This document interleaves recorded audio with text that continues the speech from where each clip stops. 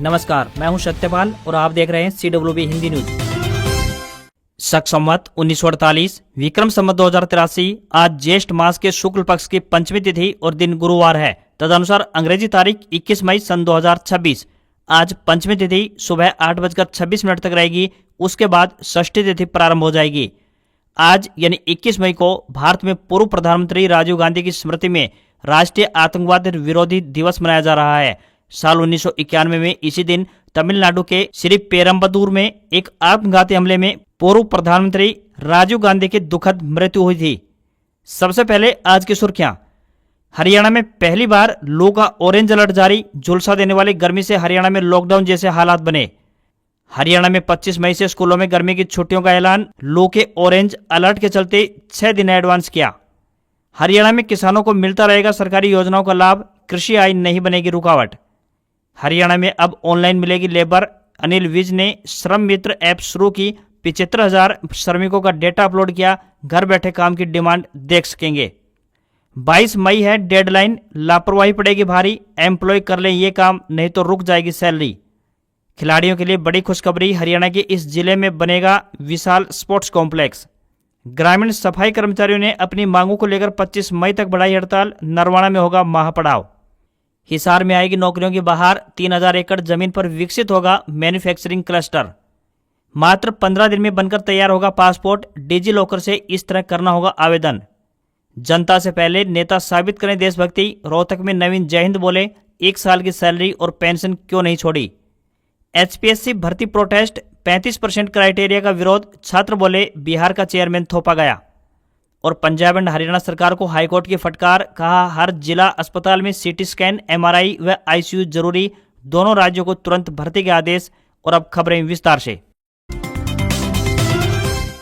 हरियाणा में पश्चिमी गर्म शुष्क मरुस्थलीय हवाओं का कहर लगातार जारी है। दिन भर झुलसाने वाली तेज धूप और भीषण गर्मी के तेवर प्रचंड बने हुए हैं। दोपहर के समय चली लू के कारण सड़कों पर सन्नाटा छा गया है। भारतीय मौसम विज्ञान विभाग ने स्थिति को गंभीरता से लेते हुए 24 मई तक येलो अलर्ट जारी किया है। राज्य में तापमान के आंकड़ों पर नजर डालें तो रोहतक जिले में तापमान 47 डिग्री सेल्सियस के करीब पहुंच गया है। सिरसा में 46.4 और फतेहाबाद में 46 डिग्री सेल्सियस रिकॉर्ड किया गया। तो वहीं हिसार, नारनौल, जींद के तापमान की बात करें तो 45 डिग्री सेल्सियस से अधिक बने हुए हैं। मौसम विभाग के अनुसार आने वाले दिनों में तापमान में और अधिक उछाल देखने को मिलेगा। फिलहाल गर्मी से राहत मिलने की आशंका नहीं है। लू से बचने के लिए पानी, शिकंजी, नींबू पानी, छाछ और अन्य लिक्विड पदार्थों का सेवन अधिक से अधिक करें ताकि शरीर में पानी की कमी न हो। दोपहर के समय तेज धूप में बाहर निकलने से बचें और यदि जरूरी हो तो सिर ढककर घर से निकलें। उल्टी दस्त होने पर तुरंत ORS का घोल या तरल पदार्थ लें। मौसम विशेषज्ञ डॉक्टर चंद्रमोहन के अनुसार आने वाले 1 सप्ताह तक मौसम पूरी तरह से शुष्क बना रहेगा। पश्चिमी हवाओं ने हवा से नमी को पूरी तरह से सोख लिया है, जिसके कारण लू के थपेड़े और अधिक तीखे हो गए हैं। हरियाणा के पश्चिमी और दक्षिणी इलाकों में हीटवेव का प्रकोप अधिक बढ़ने की संभावना जताई गई है। अगले 4 से 5 दिन तक इन क्षेत्रों में 20 से 30 किलोमीटर प्रति घंटे की रफ्तार से तेज धूल भरी हवाएं चलने की आशंका है और तापमान में भारी उछाल देखने को मिल सकता है। 29 मई को एक नया पश्चिमी विक्षोभ सक्रिय होने से मौसम में बदलाव होने की संभावना जताई गई है। हरियाणा सहित पूरे उत्तर भारत के राज्यों में इस वक्त आसमान से आग बरस रही है। सुबह की शुरुआत सूर्य की तपिश से हो रही है और दिन भर शरीर को झुलसा देने वाली गर्मी पड़ रही है। ऐसी भीषण गर्मी से जनजीवन अस्त व्यस्त होता नजर आ रहा है। ऐसे में छोटे बच्चों को स्कूल आवागमन में खासी परेशानी झेलनी पड़ रही है। प्रदेश में लगातार बढ़ती गर्मी और हीटवेव को देखते हुए मुख्यमंत्री नायब सिंह सैनी और शिक्षा मंत्री महिपाल डांडा के बीच गर्मी की छुट्टियों को लेकर एक महत्वपूर्ण बैठक बुलाई गई, जिसमें समर वेकेशन की घोषणा कर दी गई है। मौसम विभाग ने 25 मई से नौतपा और तापमान में असामान्य बढ़ोतरी की संभावना जताई है, जिसको देखते हुए इस बार सरकार ने गर्मी की छुट्टियां पहले ही घोषित कर दी हैं। प्रदेश में भीषण गर्मी और हीटवेव को देखते हुए स्कूलों के लिए गर्मी की छुट्टियां घोषित की गई हैं। प्रदेश के सभी स्कूलों में 25 मई से छुट्टियां रहेंगी और 30 जून तक स्कूल बंद रहेंगे। मौसम विभाग का कहना है कि सीधे तेज धूप में आने से बचें। घर के भीतर ठंडी हवादार जगह पर रहें। थोड़े थोड़े अंतराल पर पानी अवश्य पीते रहें। बाहर निकलते समय शरीर को मोटे कपड़े से ढककर रखें। हरियाणा में किसानों के लिए एक राहत भरी खबर सामने आ रही है। बता दें कि नागरिक संसाधन सूचना विभाग यानी क्रिड की समीक्षा बैठक बुलाई गई थी, जिसमें मुख्यमंत्री नायब सैनी ने स्पष्ट करते हुए कहा कि कृषि से होने वाली 5 लाख रुपए तक की वार्षिक आय के आधार पर किसी भी परिवार को उन योजनाओं से वंचित नहीं किया जाएगा जिनके लिए 1,80,000 रुपए वार्षिक आय सीमा निर्धारित की गई है। प्रदेश सरकार के इस फैसले से उन किसानों को राहत पहुंचेगी जो कृषि से होने वाली सालाना आमदनी के चलते पेंशन या राशन कार्ड कटने के डर से घबराए हुए थे। समीक्षा बैठक में मुख्यमंत्री ने अधिकारियों को निर्देश दिए हैं कि परिवार पहचान पत्र यानी PPP में आय सत्यापन का कार्य ग्राम सभाओं के माध्यम से प्राथमिकता के आधार पर पूरा करवाया जाए। उन्होंने बताया कि विभाग जल्द ही PPP.2 नाम से एक नया प्लेटफॉर्म तैयार करने जा रहा है, जिसके बाद लोगों को PPP स्मार्ट कार्ड भी उपलब्ध करवाए जाएंगे। वहीं क्रिड के आयुक्त और सचिव जे गणेशन ने बताया कि कई परिवारों की आय का सत्यापन लंबित होने से उन्हें योजनाओं का लाभ नहीं मिल पा रहा है। अलग अलग रिपोर्टों में आय संबंधी अंतर आने से सही निर्णय लेने में कठिनाई हो रही है। सीएम सैनी ने निर्देश दिए हैं कि टीम लीडर और लोकल ऑपरेटर की ओर से तैयार की गई आय रिपोर्ट को ग्राम सभा में रखा जाए और ग्राम सभा के फैसले को अंतिम माना जाए। लंबित मामलों को 1 महीने में समाप्त करने के निर्देश जारी किए हैं। मुख्यमंत्री ने अधिकारियों को निर्देश दिए कि फैमिली आईडी की वजह से लोगों को हो रही परेशानियों को खत्म करने पर प्राथमिकता से काम किया जाए।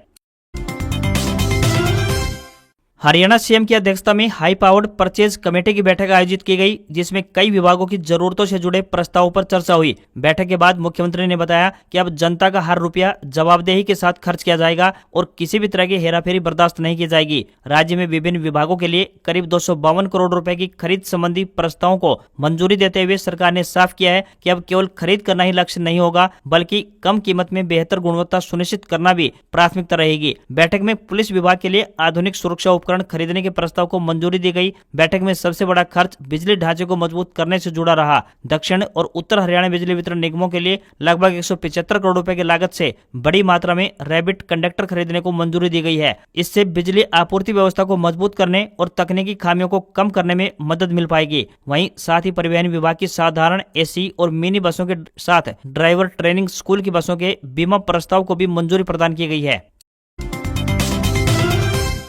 हरियाणा के श्रम मंत्री अनिल विज ने राज्य के श्रमिकों एवं श्रम नियोक्ताओं को आधुनिक डिजिटल सुविधाएं उपलब्ध करवाने की दिशा में एक ऐतिहासिक पहल करते हुए श्रम मित्र ऐप का शुभारंभ किया। उन्होंने बताया कि यह ऐप डिजिटल क्रांति के तहत विकसित किया गया एक अत्याधुनिक प्लेटफॉर्म है, जो श्रमिकों और नियोक्ताओं के बीच सीधा, पारदर्शी और त्वरित संपर्क स्थापित करेगा। यह ऐप हिंदी, अंग्रेजी और पंजाबी 3 भाषाओं में संचालित किया जाएगा, ताकि अधिक से अधिक श्रमिक एवं नियोक्ता सरलता से इसका लाभ उठा पाएं। अनिल विज ने बताया कि श्रम मित्र ऐप दैनिक रोजगार उपलब्ध करवाने के लिए एक प्रकार से इलेक्ट्रॉनिक एम्प्लॉयमेंट एक्सचेंज के रूप में कार्य करेगा और आने वाले समय में पारंपरिक लेबर चौक व्यवस्था धीरे धीरे समाप्त हो जाएगी। उन्होंने कहा कि अब श्रमिकों को काम की तलाश में घंटों लेबर चौक पर खड़ा रहने की आवश्यकता नहीं होगी। अनिल विज ने बताया कि अब श्रमिक अपने घर बैठे यह देख सकेंगे कि किस क्षेत्र में किस प्रकार का कार्य उपलब्ध है और उन्हें रोजगार के लिए चौक पर जाकर खड़ा होने की आवश्यकता नहीं पड़ेगी। वर्तमान में श्रम विभाग में पंजीकृत लगभग 75,000 श्रमिकों का डेटा इस ऐप पर अपलोड किया जा चुका है। इसके साथ ही श्रम विभाग के कर्मचारी विभिन्न लेबर चौकों पर जाकर श्रमिकों के मोबाइल फोन में यह ऐप इंस्टॉल करवाने में सहयोग करेंगे,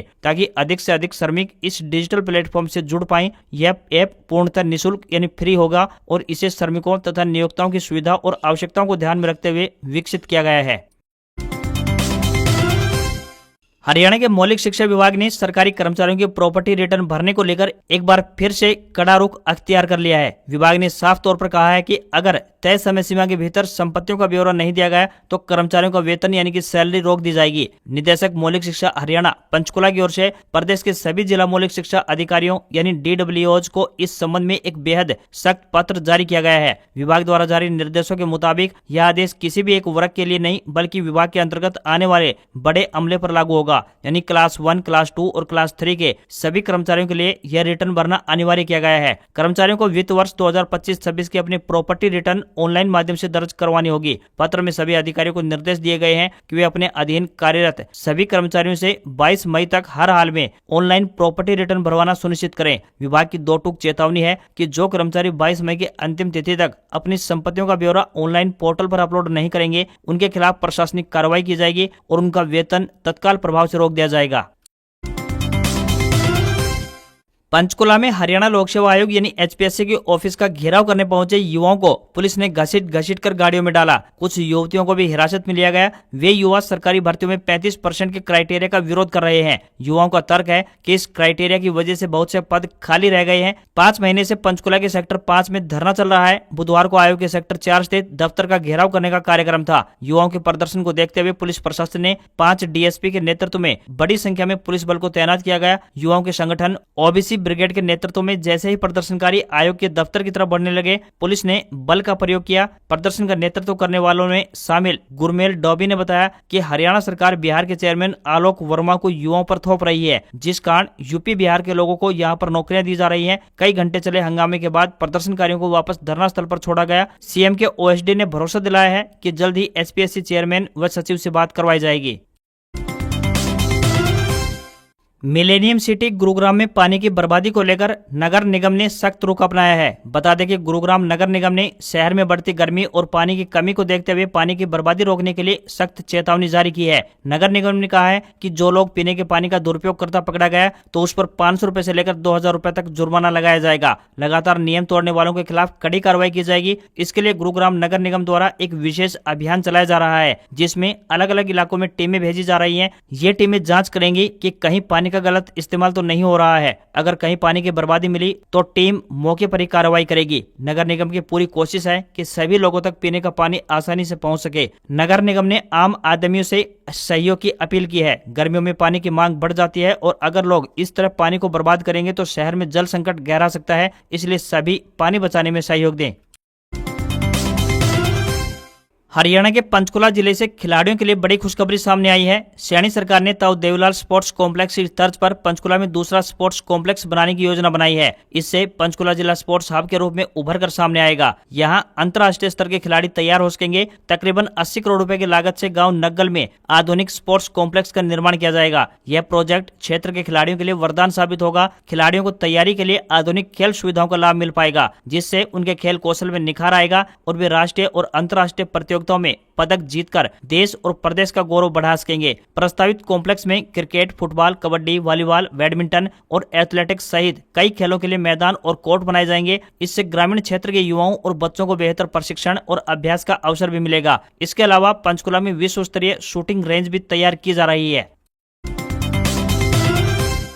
हरियाणा का हिसार जिला जल्द ही औद्योगिक और लॉजिस्टिक हब बनने जा रहा है। राज्य सरकार ने यहाँ एयरपोर्ट के पास लगभग 3000 एकड़ जमीन पर एक विशाल इंटीग्रेटेड मैन्युफैक्चरिंग क्लस्टर विकसित करने की योजना बनाई है। यह परियोजना अमृतसर कोलकाता इंडस्ट्रियल कॉरिडोर के तहत विकसित की जा रही है। परियोजना के तहत पहले चरण में 1700 एकड़ और दूसरे चरण में 1300 एकड़ जमीन शामिल की गई है। एयरपोर्ट कनेक्टिविटी के कारण उद्योगों को माल ढुलाई में आसानी होगी, जिससे व्यापारिक गतिविधियों में तेजी आएगी। खासकर छोटे और मध्यम उद्योगों को ज्यादा फायदा मिलेगा। सरकार का यह कदम हरियाणा को औद्योगिक निवेश का केंद्र बनाने में महत्वपूर्ण साबित होगा। इस परियोजना का असर केवल हिसार तक सीमित नहीं रहेगा, बल्कि सिरसा, फतेहाबाद, भिवानी और आसपास के जिलों को भी इसका सीधा लाभ मिलेगा। इस परियोजना से रोजगार के नए अवसरों की लहर आने की भी उम्मीद है। सरकार का दावा है कि इस परियोजना से हरियाणा की आर्थिक गतिविधियां मजबूत होंगी और हिसार देश के प्रमुख औद्योगिक शहरों में शामिल हो सकेगा। इससे घरेलू और विदेशी कंपनियों के निवेश को भी बढ़ावा मिलेगा।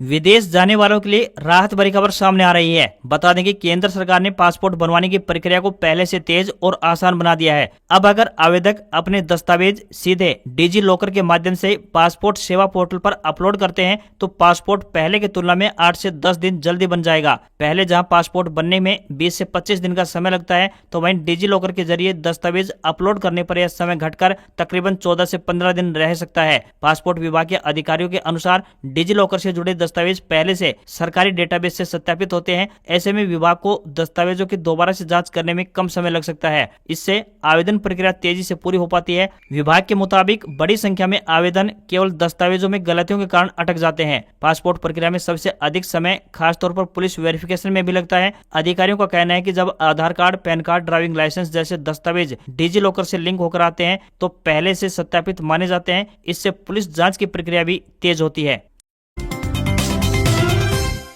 पंजाब एंड हरियाणा हाईकोर्ट ने पंजाब और हरियाणा की सरकारी स्वास्थ्य सेवाओं की बदहाल स्थिति पर कड़ा रुख अपनाते हुए दोनों राज्य सरकारों को बड़ा निर्देश जारी किया है। हाईकोर्ट ने कहा है कि हर जिला अस्पताल में कम से कम एक सीटी स्कैन मशीन, एक एमआरआई मशीन और एक आईसीयू होना अनिवार्य है। साथ ही हाईकोर्ट ने डॉक्टरों के हजारों खाली पदों को भरने के लिए भी तुरंत भर्ती प्रक्रिया शुरू करने के आदेश जारी किए हैं। यह आदेश मुख्य न्यायाधीश सील नागू की अध्यक्षता वाली खंडपीठ ने एक जनहित याचिका की सुनवाई के दौरान जारी किया है। हाईकोर्ट ने साफ शब्दों में कहा है कि लोगों के स्वास्थ्य की जिम्मेदारी राज्य सरकारों की बनती है, इसलिए यह अपेक्षा की जाती है कि हर जिला अस्पताल में आधुनिक जांच और गंभीर मरीजों के इलाज की सुविधाएं उपलब्ध होनी चाहिए। हर जिला अस्पताल में कम से कम एक सीटी स्कैन मशीन हो, हर जिला अस्पताल में कम से कम एक एमआरआई मशीन हो, हर जिला अस्पताल में जरूरत के अनुसार बेड वाला आईसीयू भी होना चाहिए। इन मशीनों का संचालन अस्पताल के अपने स्टाफ द्वारा ही किया जाना चाहिए। डॉक्टरों और विशेषज्ञों के खाली पदों पर तुरंत भर्ती निकाली जानी चाहिए। हाईकोर्ट ने यह भी कहा है कि सरकार बुनियादी सुविधाएं उपलब्ध करवाने की जिम्मेदारी निजी कंपनियों पर नहीं डाल सकती। सीटी स्कैन और एमआरआई जैसी सुविधाएं सरकारी अस्पतालों में सरकार को खुद उपलब्ध करवानी चाहिए। यह बहुत ही गंभीर मामला है, लेकिन सरकारें इसको बहुत हल्के में लेती हैं। इस आदेश से जिला अस्पतालों में गंभीर बीमारियों की जांच और इलाज की सुविधाएं बेहतर होने की उम्मीद जगी है।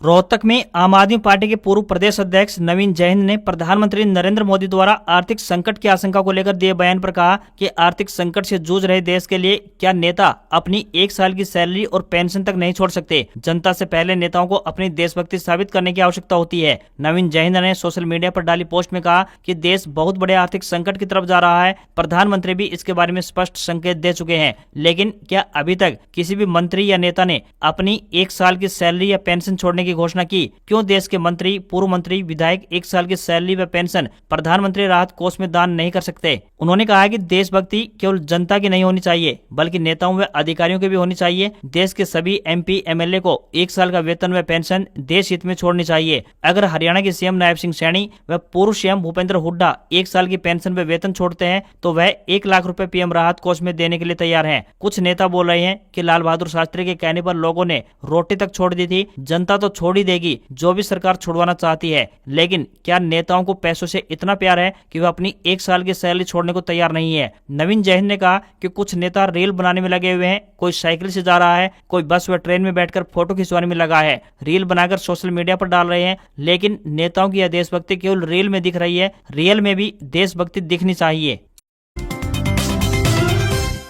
देश में गर्मी अपने पीक पर है। इस बीच मौसम एजेंसी स्काईमेट ने अरब सागर के ऊपर नया सिस्टम बनने की जानकारी दी है, जो मानसूनी हवाओं को कमजोर कर सकता है। इससे केरल समेत दक्षिण भारत में बारिश कम होने की आशंका जताई गई है। एजेंसी ने यह भी कहा है कि मध्य प्रदेश, उत्तर प्रदेश, राजस्थान, हरियाणा, पंजाब, छत्तीसगढ़, ओडिशा, महाराष्ट्र और गुजरात समेत देश के 10 राज्यों में अगले 1 हफ्ते तक सूखी गर्म हवाएं चलेंगी। एजेंसी के मुताबिक इस दौरान इन राज्यों में अधिकतम तापमान 45 डिग्री सेल्सियस या उससे अधिक रहेगा। वेस्टर्न डिस्टर्बेंस कमजोर होने और कोई एक्टिव वेदर सिस्टम नहीं होने की वजह से बारिश की कोई संभावना नहीं है। पंजाब के फरीदकोट में तापमान 47.3 डिग्री सेल्सियस पहुंच गया है। हरियाणा के रोहतक में 46.9 डिग्री सेल्सियस और नारनौल में 45 डिग्री सेल्सियस तापमान रिकॉर्ड किया गया। क्लाइमेट एक्सपर्ट के मुताबिक मौसम विभाग जो तापमान बताता है, लोगों को उससे कहीं अधिक गर्मी महसूस हो रही है। इसका सबसे बड़ा कारण तेजी से होता शहरीकरण है। इससे तापमान में उछाल आ रहा है। वहीं यूपी के वृंदावन स्थित श्री बांके बिहारी मंदिर में श्रद्धालुओं के लिए मैट बिछाई गई है,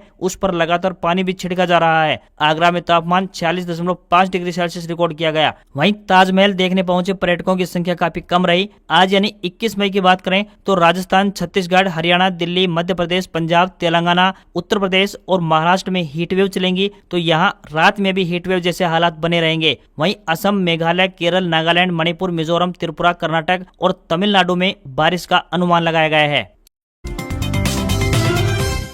भारतीय शेयर बाजार में सेंसेक्स 118 अंक चढ़कर 75,318 पर बंद हुआ, तो निफ्टी में भी 41 अंकों की तेजी रही और ये 23,659 के लेवल पर पहुंच गया। कारोबार में ऑटो, रियल्टी और बैंकिंग शेयरों में सबसे अधिक तेजी देखने को मिली। वहीं सोने चांदी के दाम में गिरावट रही। India Boolean and jewellers association के अनुसार 1 किलोग्राम चांदी की कीमत 1411 रुपए कम होकर 2,67,000 रुपए पर पहुंच गई है। वहीं 10 ग्राम 24 कैरेट सोने का दाम 522 रुपए गिरकर 1,59,000 रुपए पर पहुंच गया, तो वहीं 22 कैरेट सोने का दाम 1,45,236 रुपए प्रति 10 ग्राम के स्तर पर पहुंच गया है। आज खबरों में बस इतना ही। देखते रहिए आपका अपना हरियाणा का सबसे बेहतरीन news channel CWB Hindi news. नमस्कार। इसी आशा के साथ आपका दिन शुभ रहे।